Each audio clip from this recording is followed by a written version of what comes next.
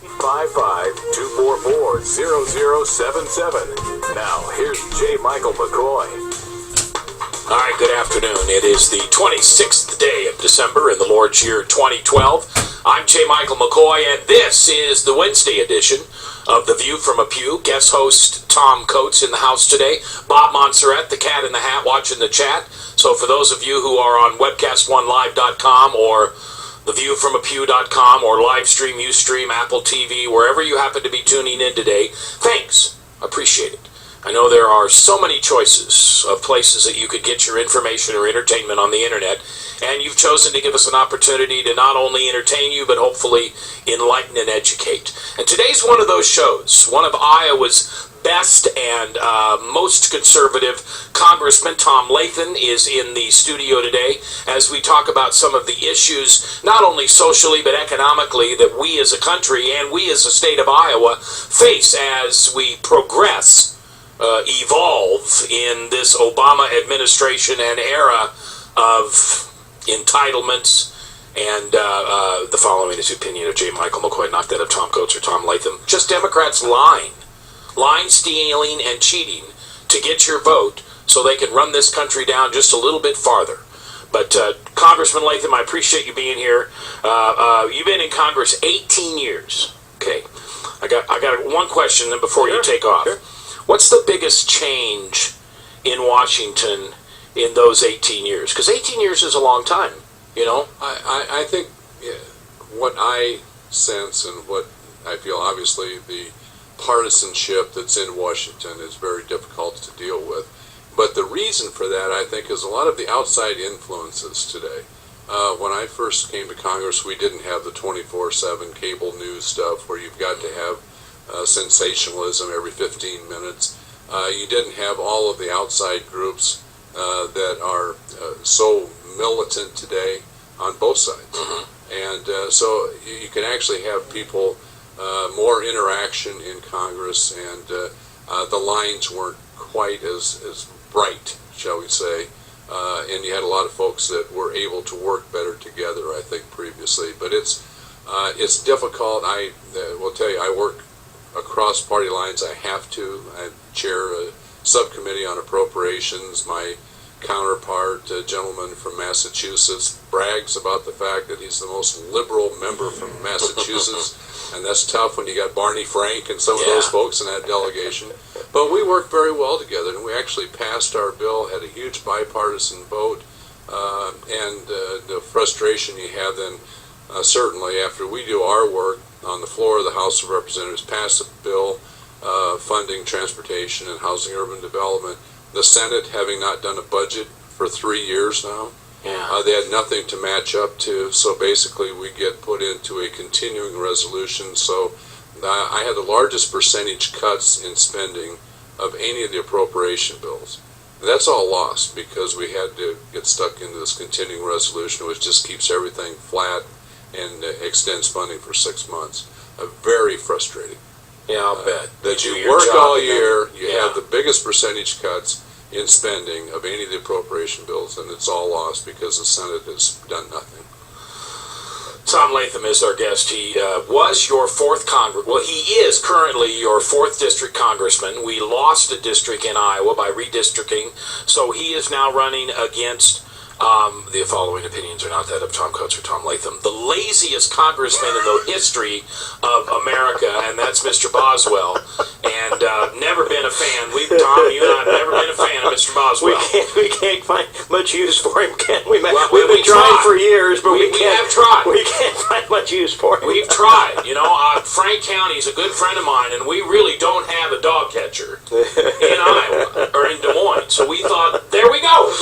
Talk him out of running. But anyway, Tom, I know you've got several questions. Well, I do, but I want to back up for a second, and maybe where we should have started. I want the listeners to take a minute and get to know you.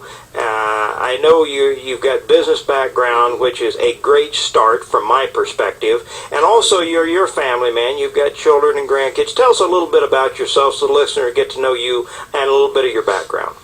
And thanks for this opportunity, because I think people should know.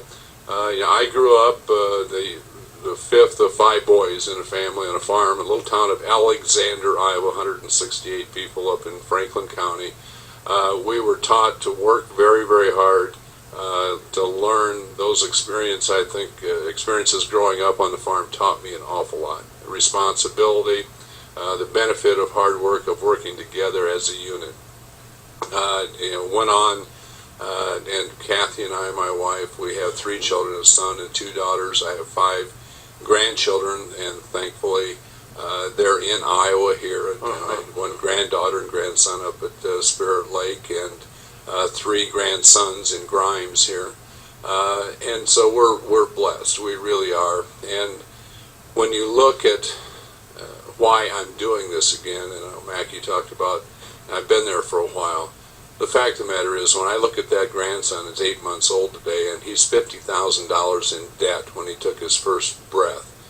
It's wrong, it's immoral what we're doing to those next generations.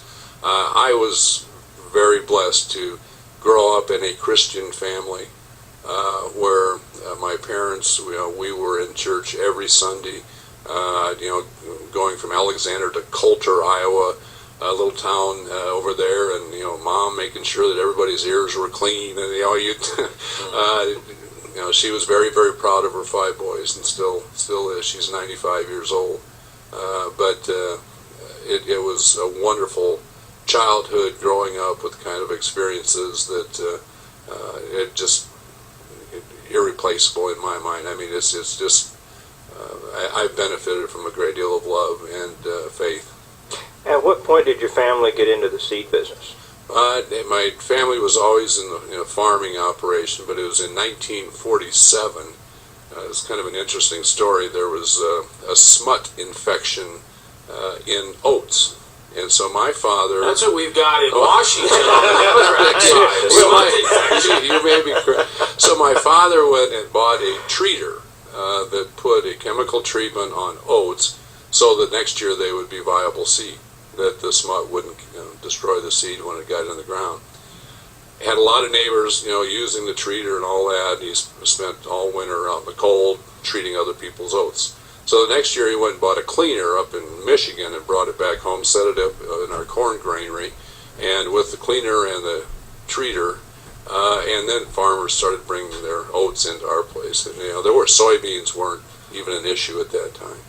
That was a year before I was born, but that just evolved over time from a family local business. When my oldest brother and another brother came back home, they expanded the business some. When I went back home into the family business in '76, my job at that point was to go out and set up dealers, and we didn't have any Latham seed dealers at that point.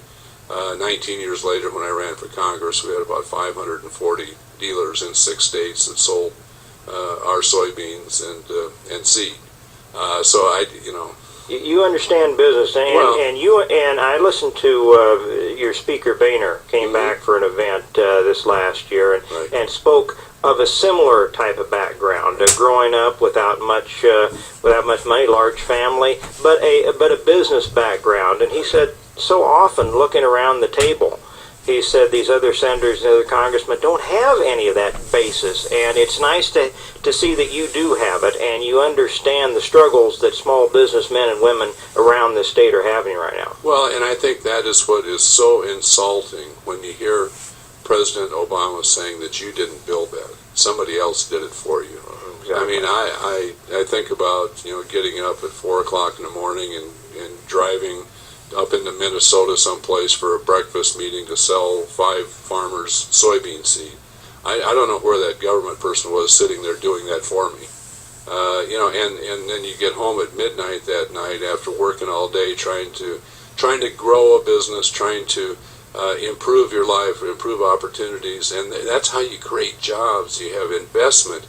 You expand things. It's not zero-sum game like you talked about, Tom. Exactly. This is dynamic. We can grow economy. You can create wealth with hard work and innovation, and that's what we've got to get back to. But in this administration today, you can't find a person in a position of power who has had any private sector experience. And percentage-wise, you're exactly right. He has the least number of people around him of any administration or history that have business experience, doesn't he? Well, exactly. We had a hearing about 2 years ago on appropriations. We had Secretary of the Treasury Geithner there, and I asked him that very question. I said, how can you have any idea of what to do in business or in the economy if you don't, there's no one in the administration that has any kind of private sector experience? And he says, that is a problem.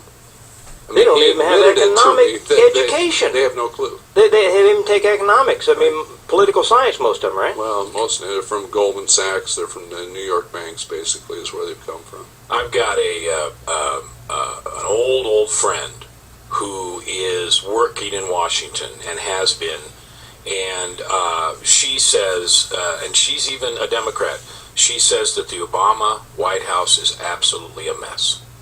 That they really don't have any idea. And if you want to see what it looks like, look at Chicago. What I can't even say his name right, Rahm Emanuel has done to Chicago is kind of what festers inside that White House. You don't need to comment on it. And I really trust this woman. I've known this woman 30 years, and usually her and I are going back and forth on politics, but she's just very frustrated. Tom Latham is our guest today. He is currently your 4th District Congressman, running for the 3rd District against Mr. Boswell. And Tom Coates is my guest host today. Let me go into this thing that just came out, guys, from the Washington Examiner. It's just hot off the press. I just plucked it before I came down for the radio show. And the headlines say that 55% of small business owners would not start a company today. 55% and 69% of those small business people surveyed say that President Obama's regulatory policies have hurt their own business. I mean, these are dramatic numbers. Over half of the small businessmen surveyed said, I wouldn't start my business today because of the uncertainties and the regulations that this environment, this administration has forced upon us. 67% said there's too much uncertainty in the marketplace today to expand or grow or hire new workers. And then it goes on to the numbers that I just cited you. This is dramatic. When we had, I think, a situation that's probably as similar as, at least in my lifetime, Congressman, and that goes back to the 70s, the late 70s, where we were having significant problems. And we took Jimmy Carter, and there are a lot of parallels between Jimmy Carter and our present administration, and especially now as they're dealing with the Mideast, and won't go there right now. But when President Reagan